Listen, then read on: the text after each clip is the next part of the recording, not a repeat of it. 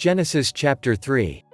1. Now the serpent was more subtle than any beast of the field which the Lord God had made. And he said unto the woman, Yea, hath God said, Ye shall not eat of every tree of the garden? 2. And the woman said unto the serpent, We may eat of the fruit of the trees of the garden.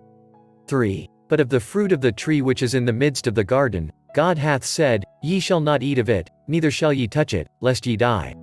4. And the serpent said unto the woman, Ye shall not surely die. 5. For God doth know that in the day ye eat thereof, then your eyes shall be opened, and ye shall be as gods, knowing good and evil. 6. And when the woman saw that the tree was good for food, and that it was pleasant to the eyes, and a tree to be desired to make one wise, she took of the fruit thereof, and did eat, and gave also unto her husband with her, and he did eat. 7. And the eyes of them both were opened, and they knew that they were naked, and they sewed fig leaves together, and made themselves aprons.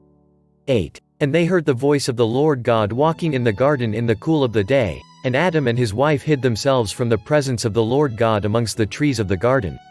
9. And the Lord God called unto Adam, and said unto him, Where art thou? 10. And he said, I heard thy voice in the garden, and I was afraid, because I was naked, and I hid myself. 11. And he said, Who told thee that thou wast naked?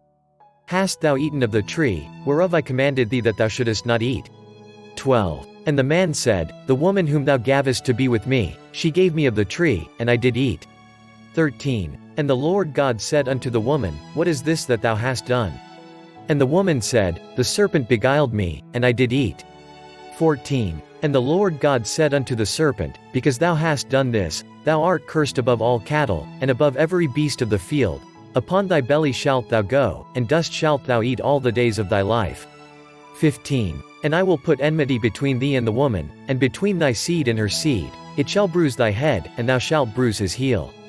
16. Unto the woman he said, I will greatly multiply thy sorrow and thy conception. In sorrow thou shalt bring forth children, and thy desire shall be to thy husband, and he shall rule over thee.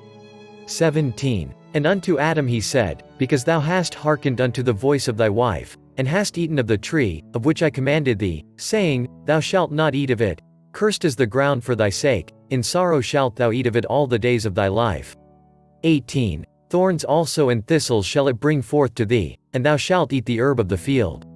19. In the sweat of thy face shalt thou eat bread, till thou return unto the ground, for out of it wast thou taken, for dust thou art, and unto dust shalt thou return.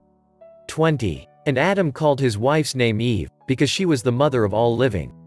21. Unto Adam also and to his wife did the Lord God make coats of skins, and clothed them. 22. And the Lord God said, Behold, the man is become as one of us, to know good and evil, and now, lest he put forth his hand, and take also of the tree of life, and eat, and live forever. 23. Therefore the Lord God sent him forth from the Garden of Eden, to till the ground from whence he was taken. 24. So he drove out the man, and he placed at the east of the Garden of Eden cherubims, and a flaming sword which turned every way, to keep the way of the tree of life.